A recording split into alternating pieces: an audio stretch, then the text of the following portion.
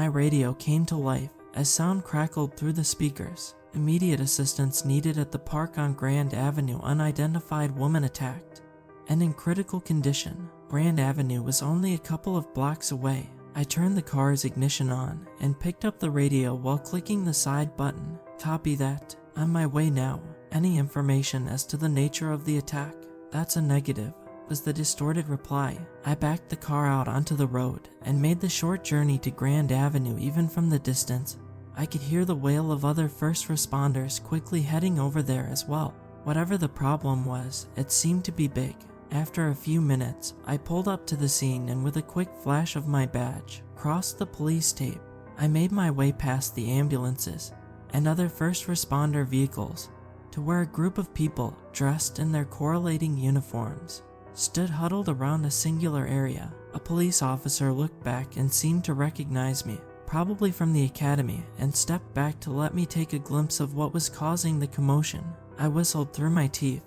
There was a woman lying on the floor. Well, the only way I knew it was a woman was because I was told so. The woman that laid before me was so disfigured, it was impossible to tell what she actually looked like. She was covered in thousands of toothpicks, every single one embedded deeply into her skin. Streams of blood flowed through each incision, coating her entire body red and covering the ground near her. And yet she was still alive. She was very obviously and painfully breathing every couple of seconds. A nearby paramedic informed me that it wouldn't be the case for much longer. We can't move her. It just drives the toothpicks into her skin further, which increases the problem. We can't remove them either, he said solemnly. Why not? I asked. He looked up at me, and for the first time I saw the fear in his face. That's just it. We can't. The toothpicks all have a barbed spike on the tip, meaning the only direction they move is downwards, and we don't want that. We've tried to insert a catheter to induce artificial respiration, but we can't get that in. He gestured wildly towards the woman. There are toothpicks up her damn nose. I stared at the woman a while longer. I looked at her chest heave as she struggled to take a breath before coming back down again, pushing the toothpicks further into her skin, which increased the already alarming rate of blood flow. I looked at the paramedics who were coming to the slow realization that this person was going to die a slow and painful death, and there was nothing they could do about it. I had seen many things in my career, but this took the cake. I used to pride myself on staying calm during any situation. I was able to stay stoic and take control of any situation, but this time was different. The brutality of the attack made my insides feel like a swirling mess, threatening to spill out of my mouth if I wasn't careful. Everything about this just seemed so wrong. The human body wasn't built to be treated like that. There was an internal instinct to run away from this, stemming from a primal fear ingrained into my brain. But I couldn't. While the situation filled me with such a fear of the unknown, I had to stay. I had a job to do, after all. I turned back to the paramedic. How was she found? He sighed. Exactly like she is now. A passerby called emergency services. We've tried to help her in any way we could, but he trailed off the end of his sentence, his gaze shifting into the distance. Is there anything else I should know? I asked. He looked back at me, but not directly. His eyes appeared foggy and seemed to linger at a faraway point without really comprehending what he was looking at. Brief, I assumed. Yeah, there were a couple of items found beside the body, he finally said. He left to go get it and came back with both a small piece of folded paper in his hands and a small silver wristwatch, which he passed on to me. The watch caught my attention. It seemed familiar. Well, I suppose all silver chain link watches with 3 faces looked the same, but this one seemed different. Somehow, the weight and the feeling of metal against my palm seemed to awaken a long-forgotten memory in the back of my mind. I could see myself holding this watch years ago and sliding it onto my wrist, or someone else's. I turned the watch over. 2 simple letters were engraved on the backside of the watch face. 2 simple letters that made the color drain out of my face and made the world seem as if it was collapsing on top of me. 2 letters that I had put there 6 years ago. Alice Edwards, my sister. She was presumed missing over 3 years ago after she left her house to go for a nighttime jog and never came back, leaving behind a grieving husband and a 4-year-old daughter. The search was given up eventually. There was no leads and no witnesses. How do you begin to find someone who's vanished? With my mind clouding up with questions, I made my way back to the body. I forced myself to look past the blood and the toothpicks and the sight of mutilated flesh. I looked at the eyes, the only part of the body not completely covered in toothpicks, and collapsed into fits of tears, because in that moment I knew the eyes were bloodshot and lifeless, but I had seen all I needed to. The woman on the ground before me was my sister. I thought she was dead, and now I had seen her die, without even knowing her true identity. I turned my gaze away from her, and from all the others. All of these events were too much to process, and I knew I had to leave the scene, or risk having a breakdown. In that moment the pain was too great, and the tears too strong. I nodded to the policeman guarding the tape, and crossed it once more. As I left, I became aware of a piece of folded paper in my hands, given to me by the paramedic, as it was also found near the body. I opened it up. What do you think of my little hedgehog? If you like this, don't worry. My zoo has only just begun. When you're in the business, as long as I've been, you're bound to see some messed up stuff. Trust me, I've seen it all. An unfaithful husband angering his wife to the point where she commits a murder-suicide. Check. A young woman pushed into the path of an incoming train by an obsessive stalker. Check. My sister bleeding to death after being pierced by thousands of toothpicks, which caused the killer to so aptly call her the human hedgehog. Check. As you can probably tell, it's that last case that I'm dealing with currently, trying to figure out how the hell the killer managed to get away with it. I mean, if you think about it, nothing adds up.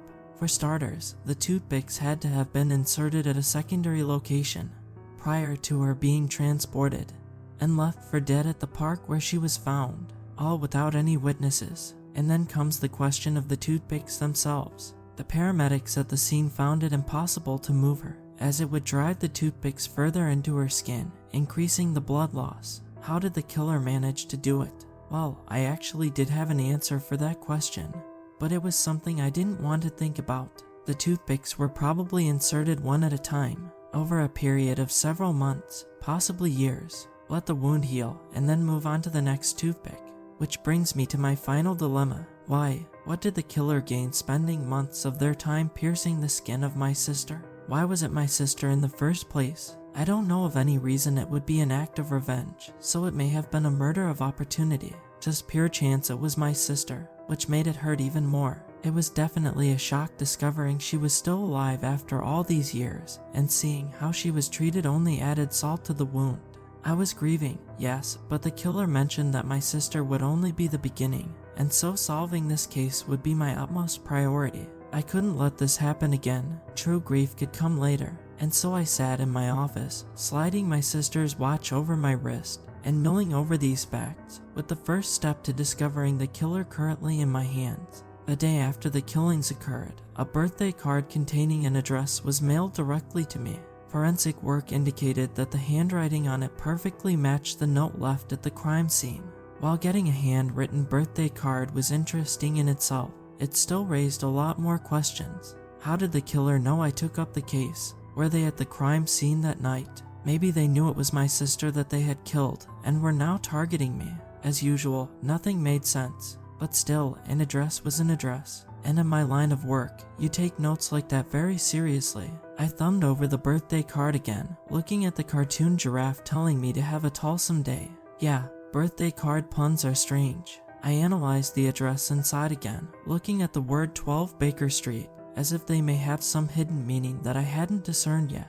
Nothing came to me. It looked like the address was just that, an address, and so I coordinated with my supervisor to lead a team that evening down at Baker Street to see if we could find anything down there. I was secretly hoping that we wouldn't, and that this was just a wild goose chase, as I was terrified of what I would find down there if that was not the case. Later that evening, I showed up at 12 Baker Street with 3 of the finest men I knew. Thompson, a mountain of a man, who I knew firsthand could keep a level head in any situation. Ramirez, not physically impressive as Thompson, but he had the brains to make up for it. His quick wit was known to save many a cop from danger. And Edison, an analyst both in the field and out, he somehow finds a way to keep one eye on every detail. I picked the best of the best to deal with the worst of the worst. Baker Street itself was a row of warehouse buildings in the industrial district on the outskirts of town.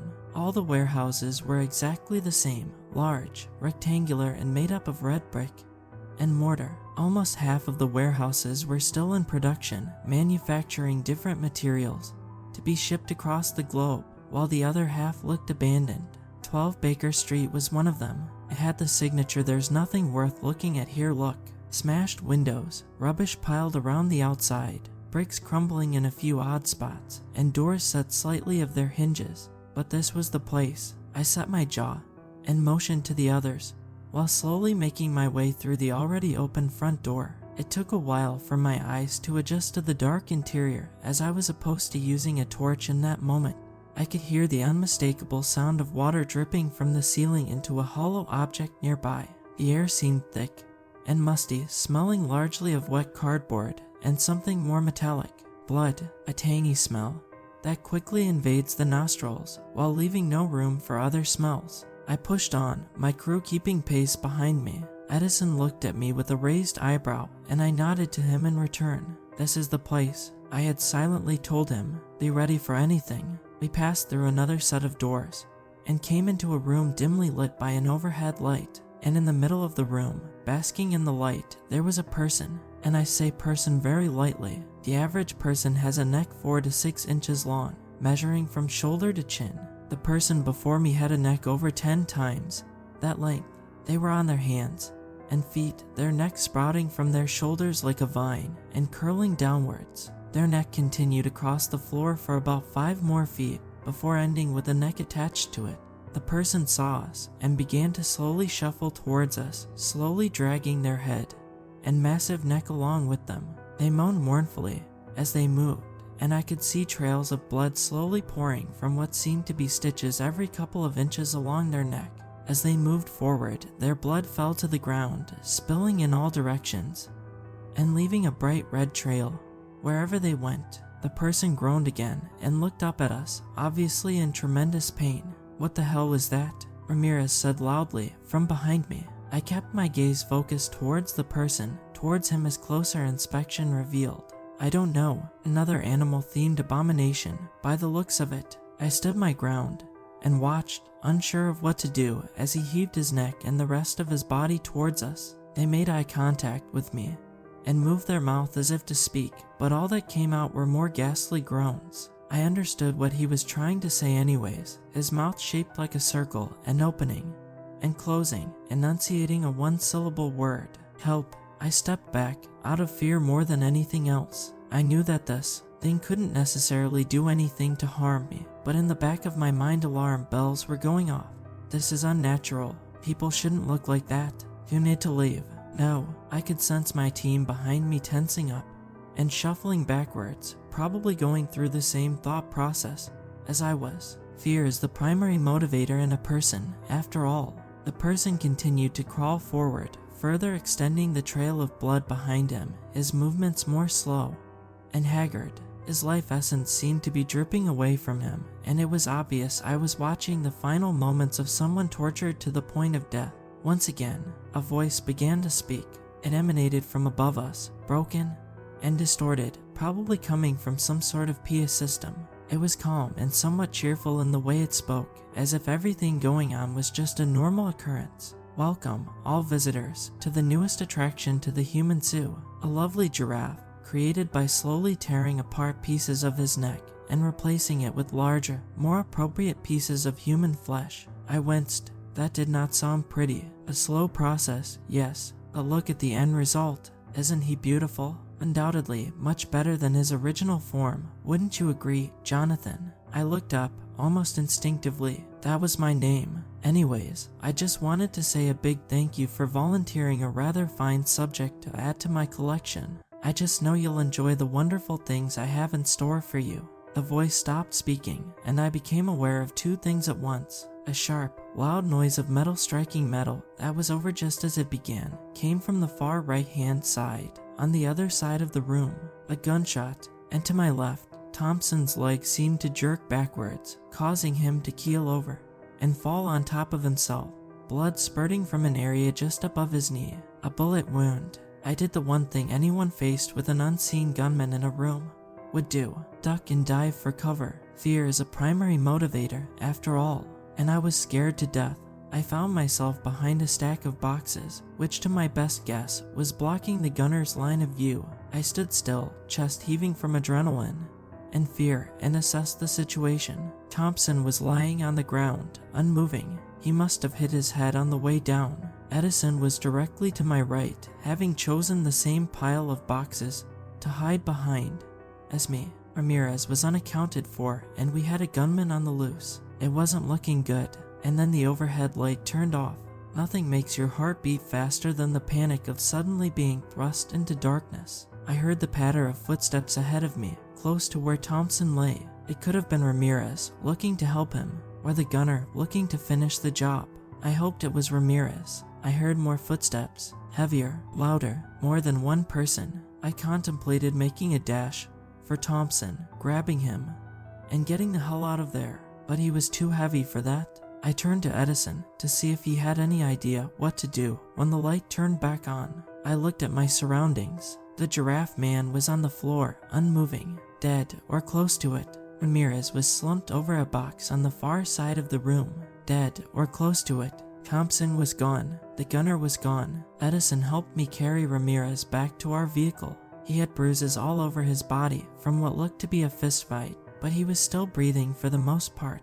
I couldn't say the same for the giraffe man, however. We had the rest of the warehouse swept, but nothing came up at all. It had apparently been cleaned of all evidence beforehand in preparation of our arrival, or never even used at all. It was hard to fathom it all. I had lost Thompson and come back with a man with a 25 feet long neck instead. Thompson was out there, looking like God knows what. Ramirez was in the hospital, badly beaten. Edison was shaken up, understandably. I was scared. Everyone was scared. But it was the words spoken out of that system that bothered me the most. The way that they said the giraffe man's neck was made up of much larger pieces of human flesh, as if they had more humans with them.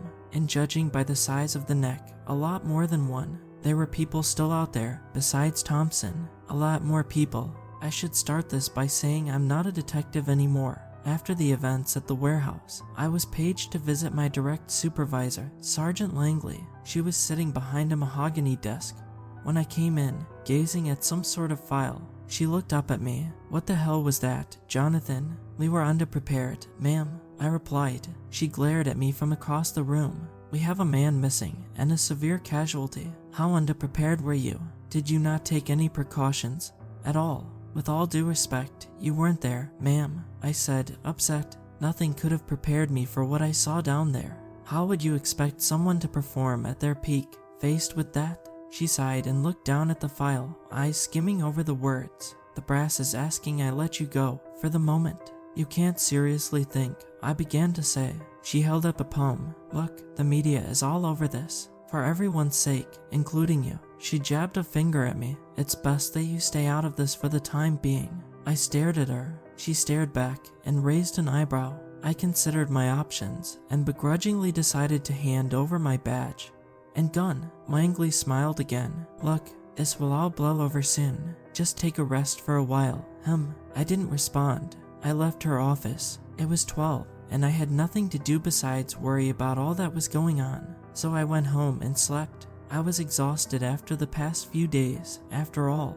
I awoke to my doorbell ringing. I was in that half-asleep state, so I covered my head with a pillow, hoping that whoever it was would go away. The doorbell rang again. I shifted position in my bed and checked my watch. 4 o'clock. I was more tired than I thought. The doorbell rang again. I slowly got up and made my way to the door, brushing the sleep from my eyes. The door opened to reveal a scruffy-haired, lanky teenage kid who looked to be about 18. He nodded at me while smiling politely. "What do you want?" I said, not so politely. Yeah, I'm meant to drive you to this place. I mean, that is if you want to go," he said. I looked at him, trying to discern if he was serious or not. "And what's that supposed to mean?" He shrugged. "I'm not really sure. Someone came up to me and offered $500 to ask you to come with me. But you don't have to come, either. I've been told to say the decision is up to you." A look of remembrance flashed across his face. "Oh, yeah, I'm supposed to give this to you as well." He pulled a well-folded piece of paper out of his pocket. and handed it to me. I opened it up and read the words scrawled inside. Heard you're out of work. You should come join my zoo. We're always in need of more zookeepers. The boy peered at me from behind the paper. So what is it then? Are you coming or not? I stared at him, blankly. What do I say? How does whoever wrote this note know I lost my job anyways? It only just happened. This is obviously a trap anyways. The kid could even be on it. The last time I followed one of these notes, I lost a man and almost got another killed. So what, then? Should I go or stay? I looked back at the kid. Yeah, I'm coming. The kid drove with that careful rigidness that all first-year drivers seem to have. He drove for a while, slowly taking me out of town and into the rural back areas of my city. It took another 30 minutes of driving along long stretches of road the land, becoming quieter and more desolate before he pulled up onto a gravel pathway, which seemed to be the entrance of a much larger farm. I looked at the sign as he drove me in. Winston's Family Orchard. The gravel pathway diverted further up the track, and he took the right road. It ended up at what looked to be a farmhouse. There were lights on inside, and I heard the whir of machinery in the massive shed behind it. The kid stopped the car. This is your stop. Hope you have a great evening, sir, he cheerfully said, allowing me enough time to get out of the car before he drove back down the pathway. I watched him until the headlights dipped below the horizon before making my way up the steps and onto the veranda. I could hear voices inside the house, talking, laughing. It sounded like any house at dinner time. Unsure of what to do, I knocked at the door. The voices stopped. I heard the soft pad of someone walking barefoot on hardwood towards me. The door opened. A man came out from behind it. He was of average height, cropped hair, and with 3-day stubble beginning to show. He stared at me with a faraway look in his eyes, before smiling and gesturing for me to come in. Glad you could make it. Dinner is just ready. Why don't you come join us? His voice was deep and intoned, and familiar. Very familiar. I know you, I said, more of an accusation than a fact. I thought back to the memories of the night I found my sister, the paramedic who passed me the note that started all of this. The paramedic who always seemed to be gazing off into the distance. No, not just gazing, searching. He tilted his head slightly. Well, I'm happy to hear that. Makes acquaintances a bit more easier. Then, come on, you look hungry, let's eat. I didn't move. I'm not going to eat with you. I yelled at him. You killed my sister. He looked at me questioningly. No, I didn't. I'm just a keeper. You've got this all wrong. Shit, I don't give a damn what you have to say, I retorted. Hey, buddy, let's calm down and talk this over a meal. I'm serious. Come and join us. And with that he walked back down the hallway. He turned left into what I assumed was the dining room. I heard a couple of hushed voices and scraping chairs. It seemed people were leaving. I had two options. I could go in and find out what was going on, or I could leave and forget about all of this. There was one problem, however. I would never be able to forget. The pain would never go away. The horrors of what I saw could not be forgotten. I walked inside. I entered the room I saw the paramedic go through. Inside there was a table, set like it was ready to feed a large family. There was a roast lamb in the middle, with a few cuts already sliced from it. Around it there was various side dishes and drinks. There was a man seated at the head of the table, directly opposite to where I was. It seemed everyone else had left. The man spoke. His voice was rich and pronounced. Isn't it great that we can finally meet, Jonathan? I have so much that I would like to tell you. And who are you? I asked. He chuckled. All in due time. He waved his hand at me. Come, sit. Anything you'd like. I do recommend the steamed asparagus. However, Ani really outdid herself there. I remained standing. He seemed unfazed and continued to speak. Now, I would like to remind you that you came here of your own accord, and you may leave whenever you feel like. We are not forcing you to stay here, but I so would enjoy your company. He leaned back in his chair and folded his arms across his stomach. Now, before I start waffling on, is there any questions you would like to ask? Any burning thing you would like to know? It didn't take me long to think of a question. Why'd you do it? Why did you kill all these people? He paused for a moment, seemingly disappointed. Straight to those questions. Are we? He sighed. Look around at the world. What do you see? All I see is death. You, of all people, should know that. People die all the time. Hundreds a second. Thousands a minute. So what does it matter that I take a few more lives? It's just a drop in the bucket of death. He stood up And when people die, it's useless. Everything that they've ever done amounts to nothing in the void of eternity. But it's not just that. As a species, we are bringing ourselves closer to death every day. We cannot make the right choices, ever. So, on behalf of all of us, I'm choosing. I shook my head in disbelief. Choosing what? You're just torturing people to the point of death. How is that supposed to solve anything? Do you still not yet understand? His voice rose. I am saving us all. I am leading the charge in the evolution of our species. In due time, I will be revered all around the world as the one person who saw what was right and had the guts to do it. He turned around to face me. The first few deaths were unfortunate, yes, but they have helped the cause beyond anything you can dream of.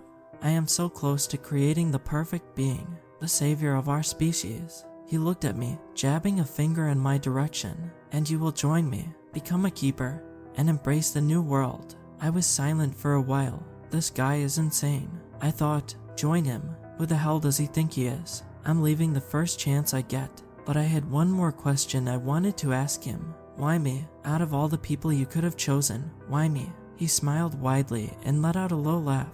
All of these smarts, and yet you couldn't figure that out. I didn't choose you. Look at you, quivering in a corner. There are so many more suitable prospects than you, he said with a hint of disgust. Now tell me, what makes you think I'd choose you? I don't know. The note's my sister. You just seem to be interested in me, I said. He chuckled again. You really don't know, do you? Tell me. How often would your sister go for a walk at midnight? I'm not sure. Never, I suppose. Then what was she doing that night? The question struck me as odd. I had never thought about what she was doing, only about how it happened. I could never figure it out. The only way it seemed possible for her to disappear was if she had let it happen. But I ruled that one out early. She wouldn't just let herself get kidnapped, right? Right. The man arched an eyebrow at my silence. You deserve the truth.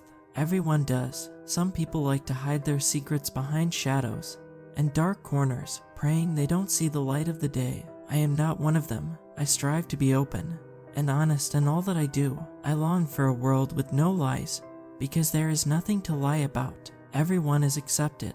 Everyone is valued. If you need proof, have I not told you my exact location twice now? That's hardly fair. You shot at us the first time. I said, I did not shoot at you. You were just there. Look, I will explain to you everything. But first, I require something of you. He picked up a mug and started sipping at it. Your loyalty. Tell me, Jonathan, will you join me? You're out of your mind if you think I want any part of this, I said, resolutely. A smile curled at the edge of his lips. A pity. His eyes traveled down my body, seemingly gazing at everything. Look at you, always slithering into situations you shouldn't have to be in. I think you'll make a fine snake. I heard a shuffle behind me and turned around just in time to see a metal bar being swung at my face. It connected with my forehead with a loud crack, sending me flying backwards onto the ground. Pain. That was the first thing I remember from when I woke up. Hot, searing pain, burning throughout my body and culminating in my forehead. Pain, a throbbing sensation that shook my body with every strangely prominent beat of my heart, blurring my vision and deafening my eardrums. Pain. The metal floor was cold beneath me, drenched in my sweat. My arms were held down by some sort of shackle on each side, limiting my movement. I was trapped with a killer. I panicked. I thrashed my arms against the shackles, on the blind hope that I'd be able to free myself. The pain on my arm increased, and probably caused a bruise. I yelled out in pain, but discovered I was gagged with a piece of cloth. Struggling's just going to make it worse, you know, a voice said behind me, the man's voice from the dinner table. Like I said before, you are free to leave whenever you wish, but since you won't give me your loyalty, I'll have to settle with something else. He walked around into my line of vision, holding what looked to be a saw. I'll make this quick, but I have to warn you, I don't like using anesthetic. The body should feel pain. It's natural. How else would it learn to heal? He walked around to the other side of me and turned on a camera that was held up on a tripod facing me. The lights blinked to signify that it was recording. He came back to me and placed the teeth of the saw on my left arm, in the pit on the opposite side of the elbow. Now, snakes don't have arms, so I'll start with that. I struggled against the binds again. Adrenaline coursed through my veins from the fear, with no way to use it. Panic was setting in, and the human body's core instinct is self-preservation. and I was doing the best I could to get away from this. Don't struggle, Jonathan. It just makes it take longer. It'll be over soon. I promise, he said in a calm, steady voice, and with that he pushed the saw downwards. My body screamed with pain, and my vision blackened. I could feel blood seep out of the incision across the arm. He continued to bring the saw downwards, pushing it forwards and backwards, cutting through veins and arteries. I felt him hit bone. He continued to cut. I could feel the vibrations of my humerus being split in two. I lost consciousness for the second time that evening. When I came to, my gag was gone, and my arm, the remaining stump, was wrapped up in a tourniquet and bandaged at the end. Everything still hurt, but much worse than before. Much, much worse. The man was still standing there, behind the camera. He seemed happy to see me awake. Had a good nap. Then, he walked over to where I was laying down and held my remaining hand in his. Everyone deserves a choice. Free will is what defines us, so I'm going to give you a choice. You could get up and leave right now and work for me, or have your other arm removed and your legs stitched together. It's completely up to you. Work for a madman, or die to a madman. Self-preservation is stronger than dignity. I want to work for you, I said, struggling between breaths. Very good. Let's get you out of those binds, shall we? He plucked a key from his pocket and swiftly unlocked them. I tried to sit up and promptly fell back down, my head spinning. A man started to walk away. Now, I'm going to begin your induction. You may feel free to leave or explore the house whenever you feel like.